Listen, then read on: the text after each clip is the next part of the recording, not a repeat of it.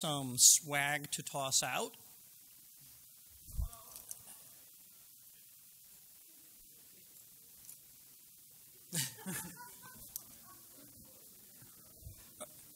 And there are a number of other activities that are on the other side of this if you go down to where registration in the main area is, including Hack Fortress, DCSS scanning, Lockpick Village, wireless CTF. There's also the BOF room there, which if you want to do your own thing, there are whiteboards, markers, etc. We have a lot of t-shirts. We ordered extra ones this year, so please, these are donations to the charity of your choice, $15 a shirt. You make the donation, and we will give you the shirt in return. We also have old swag from previous years there, including old t-shirts. So I'd like to introduce Political Pwnage.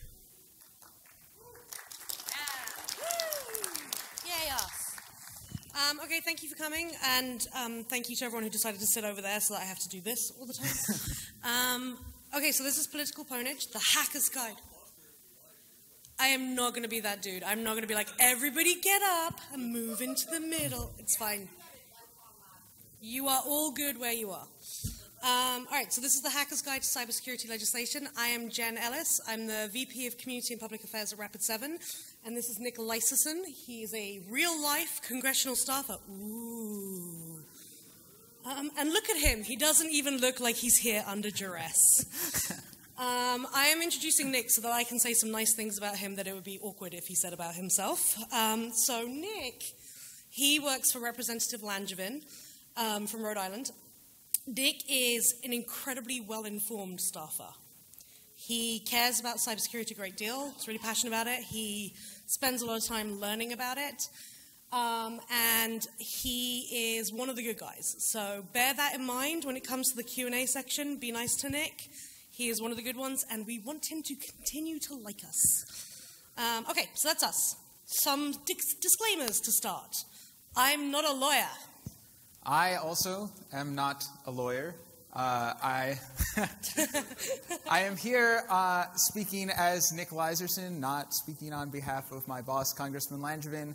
And lastly, I am nowhere near as funny as Jen. Sorry. We will probably prove that that is wrong. He means funny looking.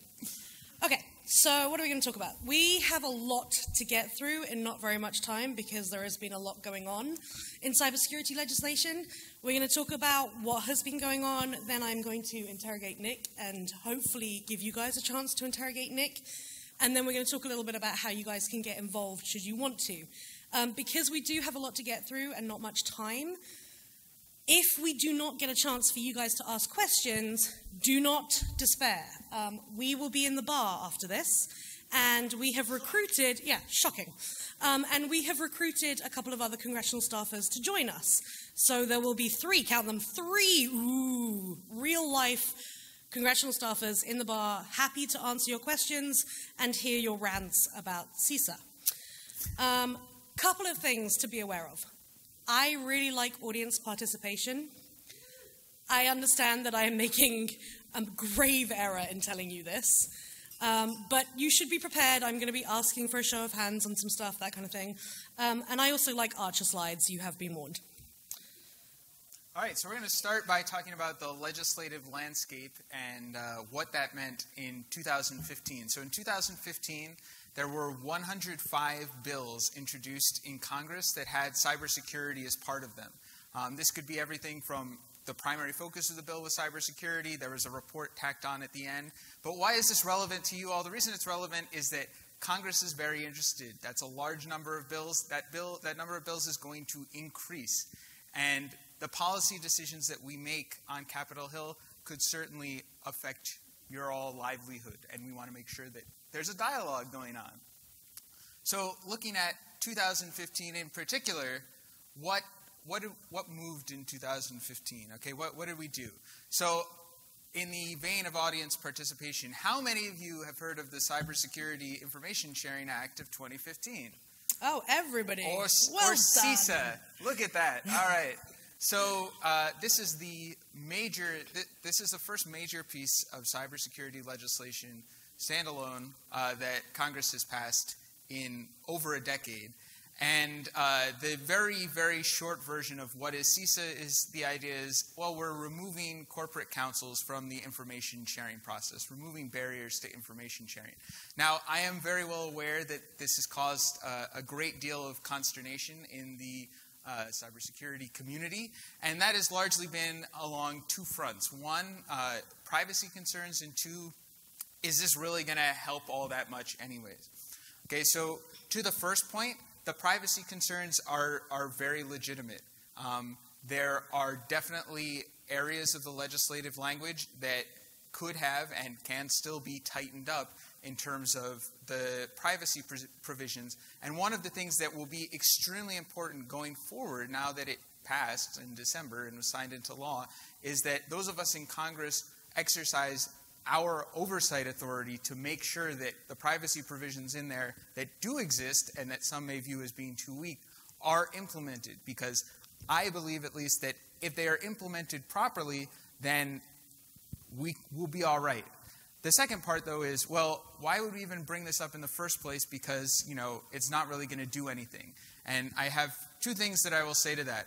One, Congress has been working on this for a long time, more than 5 years. It takes a long time for Congress to do things.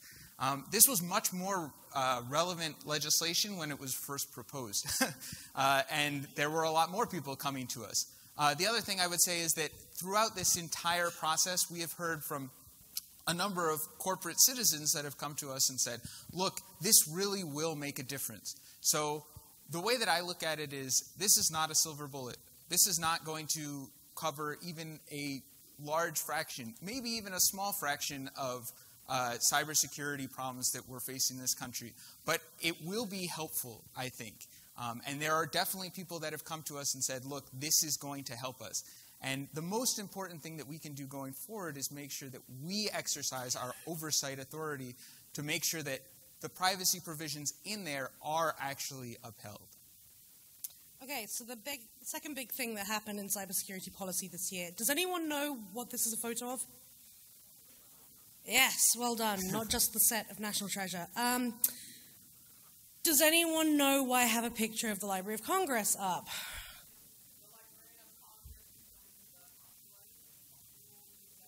Yeah, so this is the DMCA that we're talking about here, the Digital Millennium Copyright Act.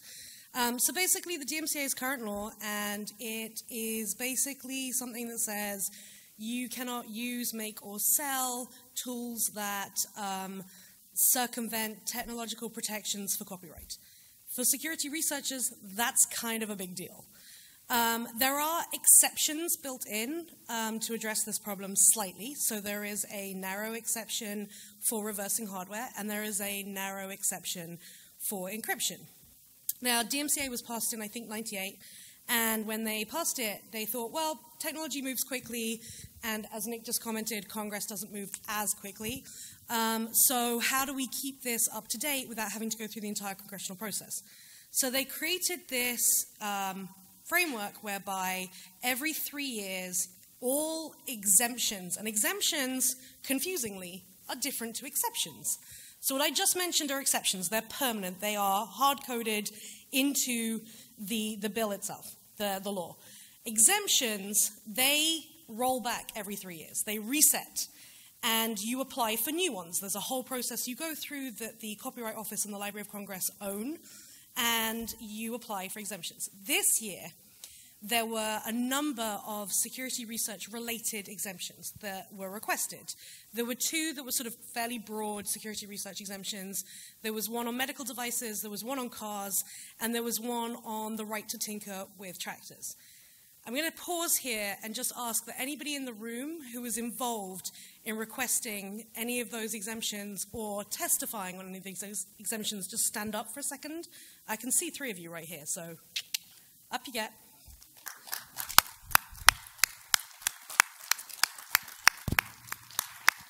Now, we would be applauding these people regardless, because it was good work and it's hard work and it's a pain that they have to go through it every 3 years. But the reason we're really applauding them is the exemption was passed. So what the Library of Congress decided to do is they took all of those exemptions, they basically put them together, and they said, we're going to have an exemption for security research on consumer-facing technology, provided the research is not conducted in a way that causes harm. So please, nobody go into your local hospital and start testing medical devices that are in use. However, while this is a major step forward, they did kind of go, some of the agencies we talked to are a little scared of this, not really sure what the implications might be. So rather than having it start now, we'll say it can start for voting machines right now because, you know, election year, voting machines are important. But for everything else, we're going to push out the timeline and say it doesn't start for a year. Bear in mind that means it'll only be in effect for 2 years before it reboots again and we need to reapply.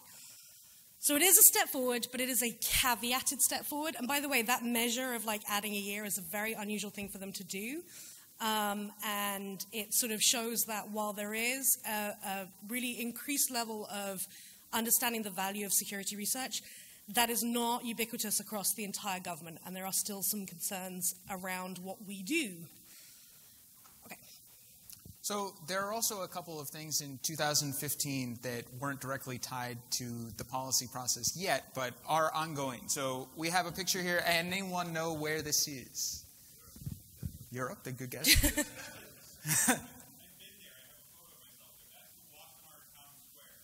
Yes, it is. It is Wassenaar in the Netherlands. And the reason it's particularly relevant is this is where the Wassenaar arrangement on munitions and dual-use technologies was originally negotiated in 1996. So the Wassenaar arrangement is a successor to a Cold War arrangement, and it covers some technologies. Basic things that it covers are things like lasers, satellites, things that we're concerned about exporting beyond the 41 member countries, which is essentially the West plus Russia. So why is this relevant to security researchers? Well, in 2013, the 41 nations in their consensus-driven process agreed to add intrusion software and surveillance tools to the list of controlled items. What this means is that each of the countries thereby have to implement controls on exporting these items. And their definition of intrusion software in particular is very vague and very broad. So not only does it cover some basic security tools like anything that you're likely to be using for penetration testing, it also is generally read to include everything down to proof of concept code for vulnerabilities. So what would that mean? Well, you'd have to get an export license every time you wanted to share this with anyone that wasn't, at least in your country. Sometimes there's some exemptions in there. So that's pretty problematic. What was even more problematic was that in May of 2015, the Department of Commerce, which implements these rules in the United States, put out a rule that had basically it did a bunch of things wrong, the biggest being trying to delineate between offensive tools and defensive tools, something that I'm sure you all know is not very easy to do. So what has happened since then is, thankfully, due to Commerce's outreach with industry, outreach with security researchers, they've realized that they made a big mistake. The rule is currently in limbo. They took a lot of comments. They were all negative. They said, we're going to go back to the drawing board on this, and it is remaining there at the moment. But furthermore, there's also a move afoot to perhaps go back to Wassenaar and either change the underlying language or just remove intrusion software controls from the arrangement at all. And Congress has played a role in this both by submitting comments, by even holding a hearing. There was a hearing on specifically this topic in 2 committees just this week, where members of Congress basically grilled the State Department. And Nick, the representative from the Department of Commerce that is sitting on the front row would like me to point out that that was a proposed rule and has not been passed. Exactly. The other thing that you guys should know is that Nick's boss, Representative Langevin, co-authored a letter on Wassenaar, a letter to the White House asking them to get involved. It ended up having 125 members of the House of Representatives sign it, which is an incredibly high number, more than a quarter of the House. It's astonishing, and it shows that there is really a strong interest in this. And it's great because that political impact means that people are really taking a hard look at this, and the strategy that the US adopts on this issue now will likely change from what the previous conversation has been. And Nick played a really, really big part in that. So can we just all give him...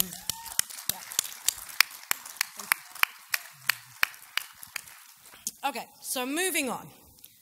Who knows what this is from? Yeah, so it's from War Games. Does anybody know why I might have a screen grab from War Games on the screen?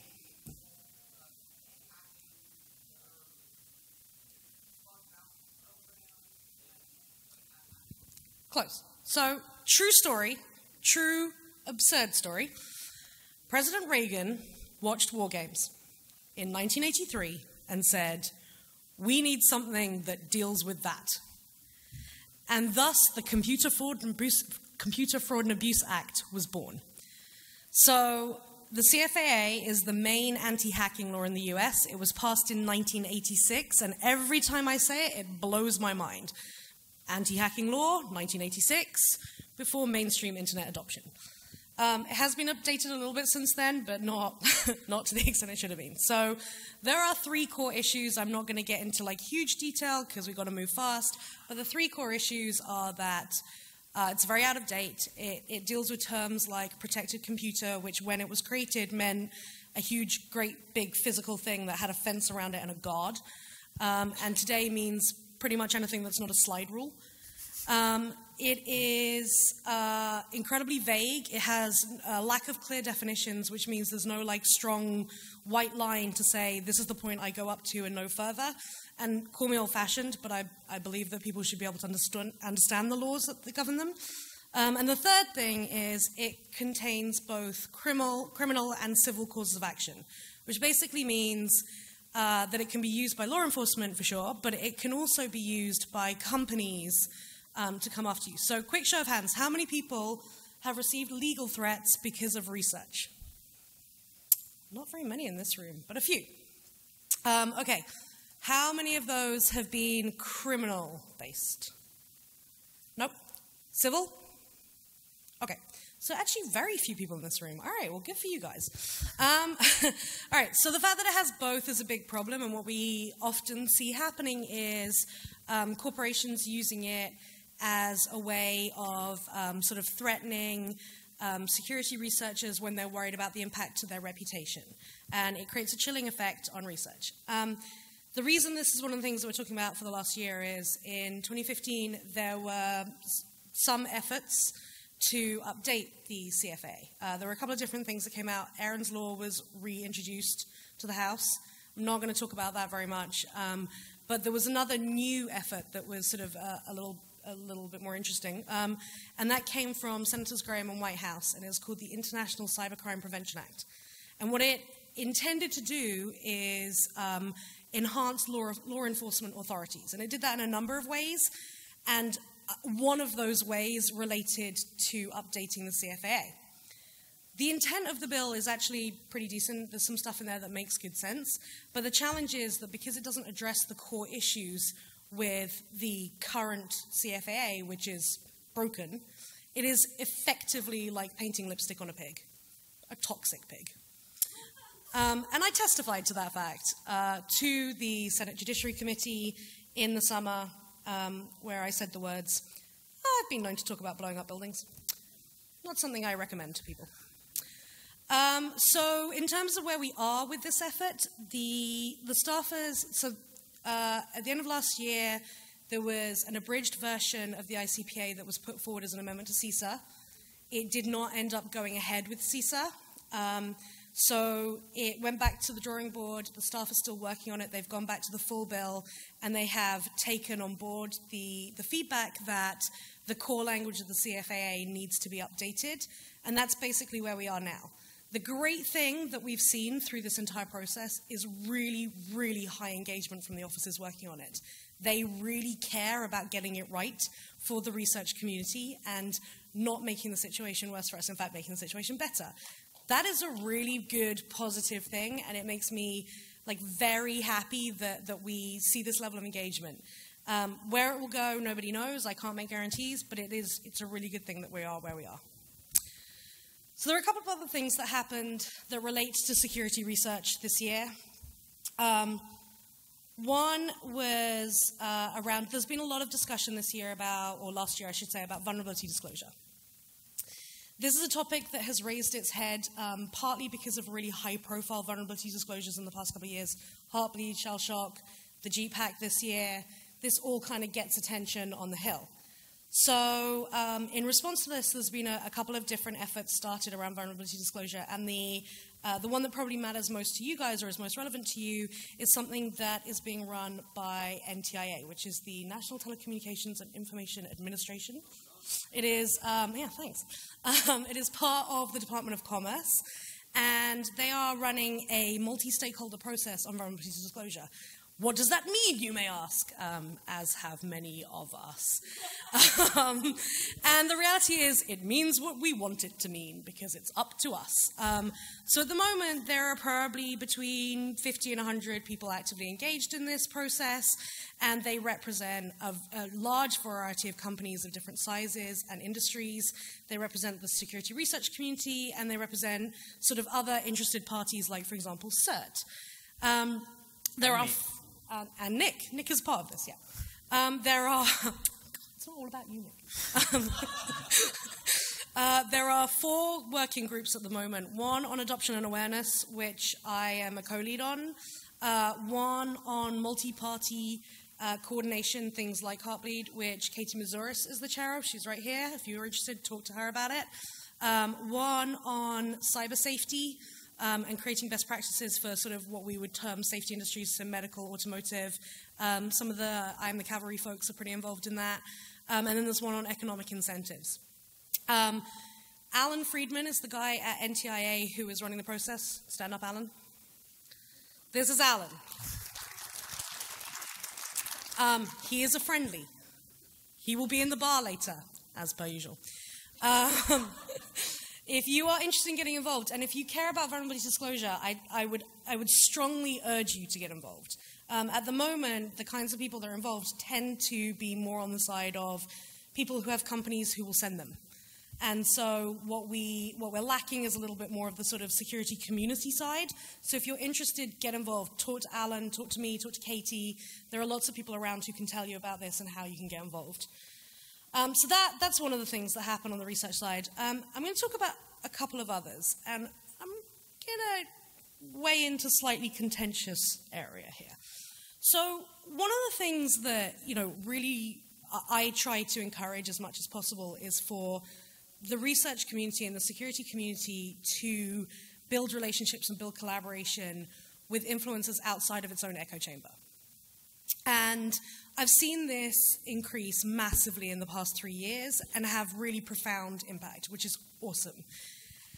I think, though, sometimes that we can potentially lose sight of the big picture and what we're doing and forget that outside of our own community, there are a lot of people who watch the headlines and they draw their own conclusions. And if we're not having the right level of engagement, it can actually harm us, not help us.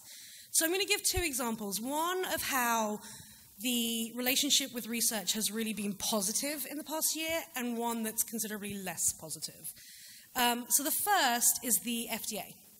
The Food and Drug Administration has been working extensively with security pros and researchers and has been listening to them around issues of how you build medical devices securely, how you handle vulnerability disclosure, all that kind of thing. And they've convened a couple of meetings with people. They have one next week that you should watch the Twitter feeds for or watch it being streamed online. And they will be issuing next week some official post-market guidance for how medical device manufacturers can deal with vulnerability handling and disclosure. So that's really, really positive one. On the negative side, everybody remembers that Jeep hack, right? Yeah, you guys are familiar with that? So I think like most people probably agree that there was some really positive stuff that came out of that. You know, there was a recall. That's a pretty big deal. And it drew attention to a really serious issue. My grocery store clerk asked me about it, which he doesn't know I work in security. So like people talked about security in a way that like people who don't normally talk about security were talking about it. So it was like they were really paying attention, which is really positive. Yeah, I'm still talking about the same point. Ignore it. So I wasn't going to put a picture of a car up there.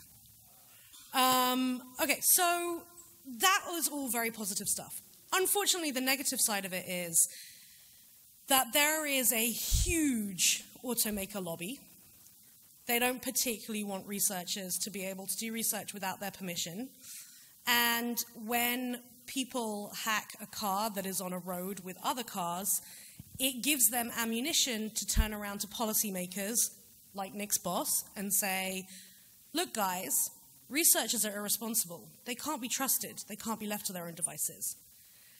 And so what we saw last year was a bill come out, a proposal, that included in it a section saying that you could not access the systems in a car without express permission from the manufacturers, which would be terrible both for research and for people who own cars and for garages and the like. So really, really a big problem. And this bill was taken seriously enough that there were 2 hearings on it. Now, the language was pretty much pointed out to be ridiculous, and I don't think we'll see it go further. I think it will die. But the reason the language made it in the first place was because the automaking lobby was given ammunition to go and make that argument. And so, like, I'm not telling you how to do research. I'm not telling you how to disclose research.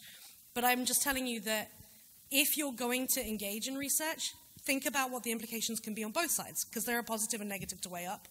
And you need to think about all the sides of it. So we're going to also talk about some of the things that we expect to see in 2016, some things that may be repeated. So the first of those is encryption.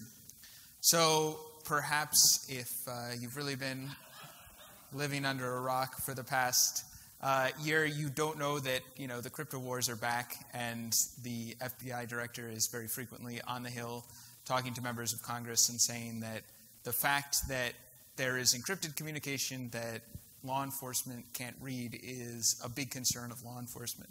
And there is no doubt that it is a big concern of law enforcement. However, prospectively, I can say that in 2016, the most that we're likely to see on this, it's going to still be talked about, absolutely, because it is a big concern of law enforcement. But beyond perhaps a report being commissioned by Congress with members from security community, other technology stakeholders, and law enforcement to get in a room basically and try and talk about this issue, I don't see anything beyond that happening in 2016 or the near future.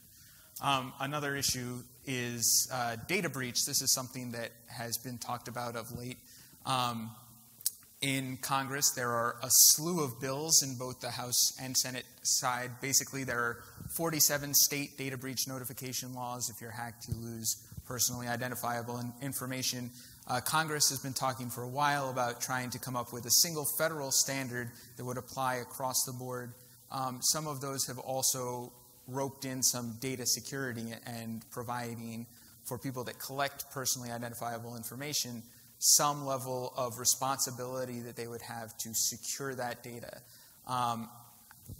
There are a number of proposals. There was a markup as recently as last month in one of the House committees about it. However, what do you think, Jen, for 2016? Nope. I don't think it'll pass.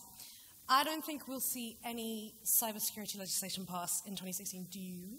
I don't think we're going to see anything major either. As I mentioned, Congress spent 5-6 years trying to get information sharing passed, and that has kind of sucked the oxygen out of the room for the last many years. So this is going to be a rebuilding year, I think, in terms of what we can see going forward. That said, if something major happens, then I withhold the right to be corrected. Before we move on, can I just point out that these 2 slides together are kind of creeping me out? So, ongoing discussions. These are things that have been talked about for a while and will probably continue to be talked about. We don't think that they're going to move significantly, although maybe. We'll see. So the first is ECHA reform. ECHA, the Electronic Communications Privacy Act. It's a subset of the Wiretap Act. There are a couple parts of reform. This is another older bill that have been discussed for some time, some relating to seizure of email that's older, some perhaps more relevant in this room to packet sniffing. As Jen mentioned, this has been something that's been discussed in policy circles for a number of years. There are some proposals out there to reform it, but it's not clear to me, at least, what the path forward looks for in 2016. But I do imagine that's going to continue to be part of the discussion. Okay, so this one is not just so that I can point out how creepy Putin is. It's about a problem that the government is facing today, is going to talk about a lot this year, and is going to be facing ongoing for a very long time. And it's going to be a theme that is going to get discussed. And the issue here is, how does a government, any government, how does any nation government create rules and policy for a global economy and for the internet, which is by its very nature a borderless domain? And this is something that the US government is really, really wrestling with at the moment. And there are no easy answers in this. And a lot of the things that we get really wound up that we see, like Vassnar, stems from the fact that this is a huge challenge. And the government can't just sort of abdicate responsibility and go, you know what, it's global, whatevs. So it's something they have to figure out, but there are no easy answers on this. So a couple of things that will probably get discussed this year is the LEADS Act. LEADS is actually an amendment that's being proposed to ECHA, which Nick just mentioned. And basically it relates to how law enforcement can get access to information that is held overseas in the course of investigations. And then another big theme that we'll see from this is also safe harbor, which is to do with how companies hold information overseas. I'm not going to go into either of those particularly. I don't think you guys really need to know a huge amount about them. If you want to discuss them, we'll be in the bar. Okay, so this is when we get to the fun bit. Would you like to sit for this or stand? No, I'll stand. All right. So I'm going to ask him a bunch of questions. If you guys have questions for him, there is a microphone in the middle. Please feel free to line up behind it. We're going to try and get to having questions for you, time for you guys to ask questions. But again, if we don't, we'll be in the bar. All right. So we'll give him a nice softball question to start. Hey, Nick. Hey, Jen. Tell us a bit about yourself. I have been working for Congress for 5.5 years. I have a degree in computer science. I was the only member of my graduating class who, when we were talking about where we were going, said, "Oh yeah, I'm going to Capitol Hill." And my boss is fascinated with cybersecurity policy, one of the leaders in this field, and that is part of what attracted to him. Tell us more. Yeah, he's really a national security guy. That's how he got into this. He serves on the Committee on Homeland Security and the Armed Services Committee. He's also the founder of the Congressional Cybersecurity Caucus, which is a group of like-minded members of Congress that are concerned about this issue. And what we mostly do as the caucus is try and educate the other staff about current topics in policy and kind of try and give them some more of the background about what exactly we're legislating on. So you mentioned the Homeland Security Committee and the Armed Services Committee. How do congressional committees work? So committees are essentially where the rubber hits the road in legislating. So a lot of the direction for what are we going to do comes from members of Congress. But when we're actually talking about translating a policy idea into language that will get implemented in law, that is mostly happening at the committee level. They have more subject matter experts there. And every member, so the committees have a narrower jurisdiction than the House as a whole or the Senate as a whole, which covers everything the federal government does. So this allows members to kind of narrow in a little bit on topics of interest to them and have a more direct role in the nitty-gritty of legislating as opposed to big amendments or big bills as a whole. So what does an average day look like for you, Nick?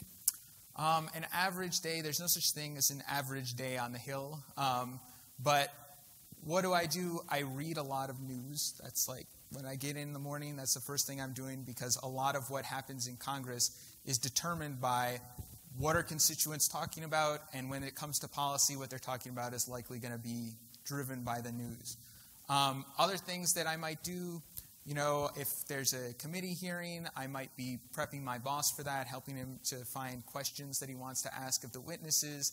I might be meeting with constituents or people that have interests that align with his, like maybe some of you guys if you come up to the Hill.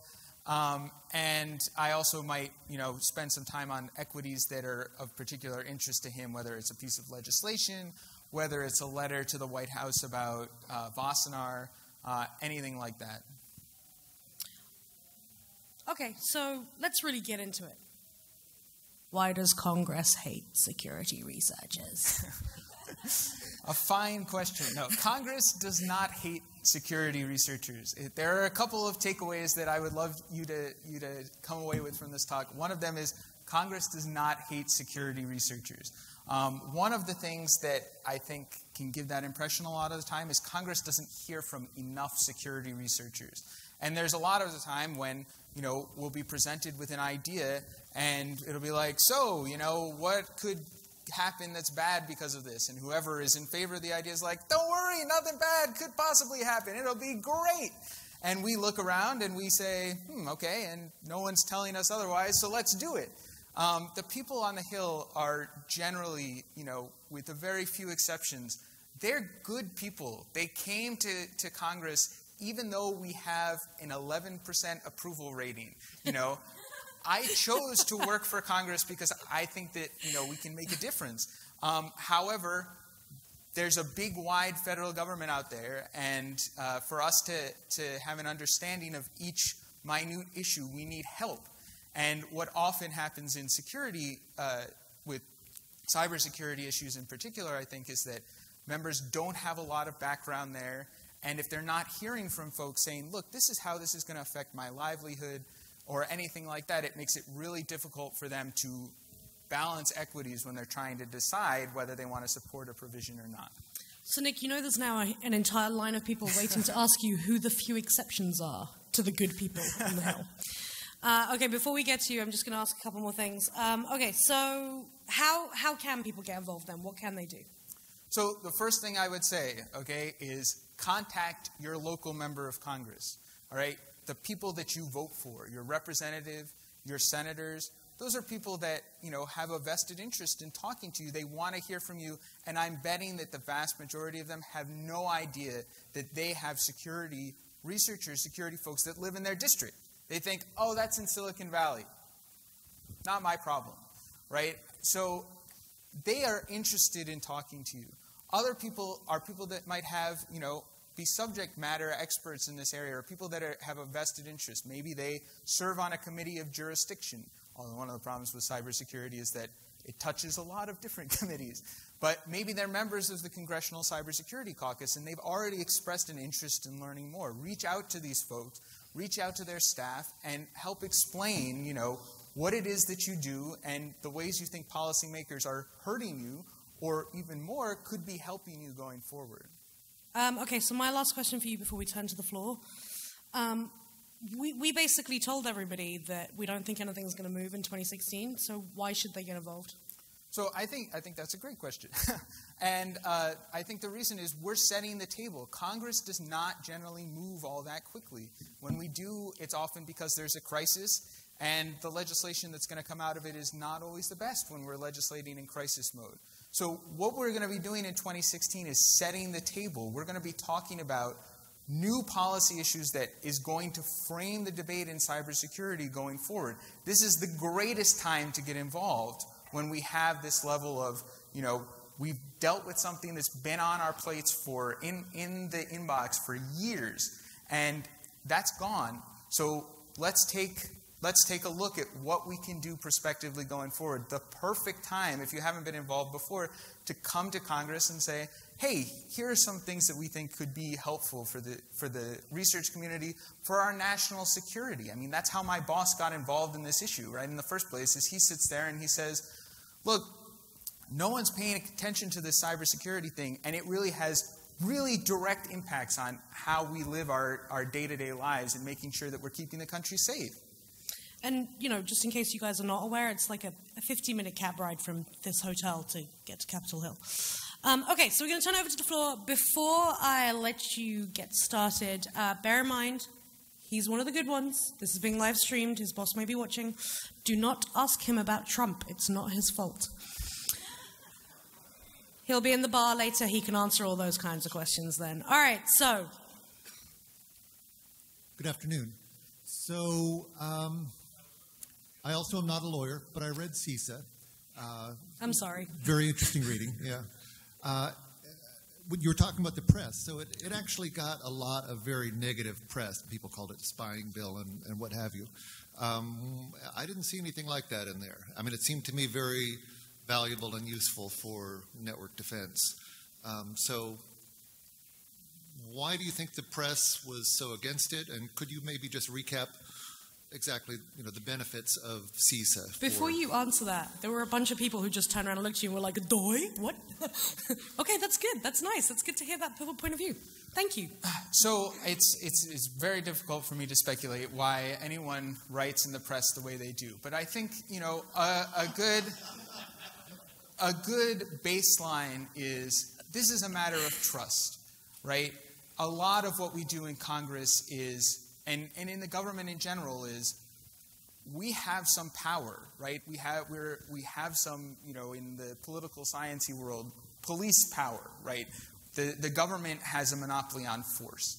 And what that means is that when you're making policy, a lot of it is governed by this idea of, do we trust the people that are making the law? Do we trust the people that are enacting the law?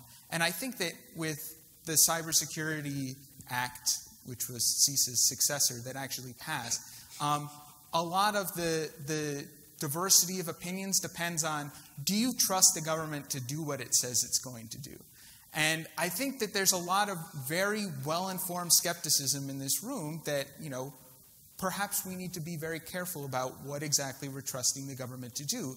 And that's actually something that Congress agrees with you completely. One of the chief things that we do in Congress is exercise oversight of the rest of the government and ask them, are you sure? We're pretty sure that's not what we meant when we wrote that. All that being said, I think I generally agree with your take on the Information Sharing Act, which is that it is something that can help with network defense. It is something that, not a lawyer, so I can say, taking the corporate counsels out of the equation and making them feel very comfortable with the idea that you're sharing information that may indicate that you've been breached and that you're going to go tell the government that, yeah, here's an indicator of compromise, without really fearing that the government's going to say, oh, great, now we know we can hold you accountable and everything else, but say, no, we want this indicator of compromise so we can spread it out across the community. I think that's positive. I will again say, I think we're going to need to keep a close eye on it, but I think in general it's positive. Thank you. Thank you. How should someone talk to their representative or congressperson in a way that they understand without overwhelming them too much? Because I think in cybersecurity, there are a lot of issues, and deciding which one to cover is important. And also, how do you get them to actually care about you, or especially me, since I can't vote? And what is the best way to talk to your congressperson in a way that they'll understand and want to care about you? Okay, we're actually going to do that in the next section, and we're at 5 minutes, so we're gonna move on, and then Nick will answer that in the next bit. Is that okay? I yield the floor. Thank you. Hi. Could you tell us why the data breach law never seems to get anywhere? I never really heard a strong reason why it's a bad thing, so it seems like it's just sheer apathy that it's been sitting on the table for like 5 or 6 years. Yeah, so part of the reason is that states have, there are a plethora of states, they've already legislated in this area. There are 47 laws, and most of them feel like their laws are pretty good, and they're pretty happy with them. That's why they passed them in the first place.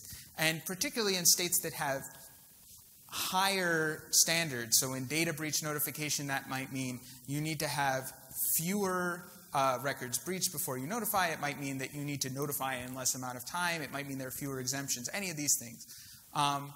for those states, they look at the federal government and say, look, we have this high standard that we think is important to the citizens of our state, and what you're suggesting is replacing that standard with something that's lower, and you're going to make our citizens less safe. Okay? I understand that concern. I think that it may still be outweighed by having a single standard that people understand and that encourages people to notify because they fully understand it.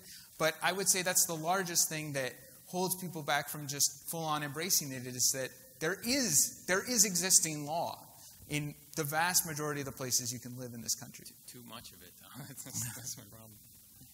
Thank you. Hi, I have a generally positive view of the Information Sharing Act, but I do have one or two things that I'm kind of nitpicky about, and one of those is the liability protections in there for companies. Intuitively, I feel like that's a bad idea. I was wondering if you could tell me why I might be right or wrong on that issue. So with the question of liability issues, right? So again, we're going to go back to that corporate counsel. The corporate counsel wants to know that if we're sharing this information, that if there's an honest goodness to mistake that we made in sharing it, that the company's not going to be held liable. If there's intentional malfeasance, by all means, they're still going to be under the gun. But if there's a mistake, that really can slow down people's willingness to share. So that's why the language is included in the first place. My boss has said, that he thinks that language can be tightened up and is perhaps a little broader than it needs to be. But when you look at it, it's like that's one of the chief things that people that came to us and said, the barrier is, my lawyers are saying this is, making them nervous, is, well, if you say there's a if you make a mistake, you're not going to be, no one's going to sue you over it. That helps a lot in saying, okay, well, this is a much less risky endeavor to go into in the first place, and that's one of the reasons that it was included in the first place. But again, could it be tightened? Probably. All right. Last one. Okay. So the comment on the information sharing part and a question afterwards. Comment for those who say they don't really see any problem with the information sharing part of CISA that was recently passed in the Omnibus. It is the broad definitions and the purposes in which the information can be used for. Information such as related to cybersecurity purposes, assuming a lot of these companies even know what cybersecurity is, because frankly I've seen people say someone invading a website ban using a proxy is a hacker and should be sued.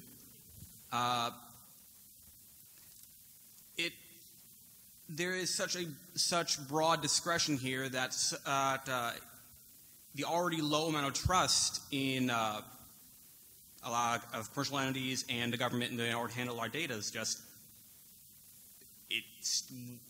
we don't have the trust in them to be able to make the wise decisions through discretion. And the question is actually regarding the Computer Fraud and Abuse Act. And persons getting into the federal government and cybersecurity profession in general. So I have been going to my local community college, trying to talk with a lot of people there who I know who have the hacker bug. They have a lot of insatiable curiosity. They really want to know more about the field.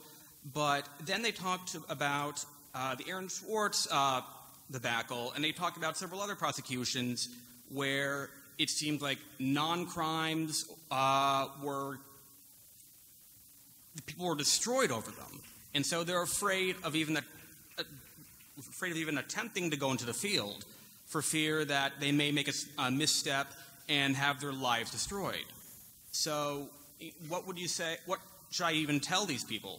What should I even tell these kids?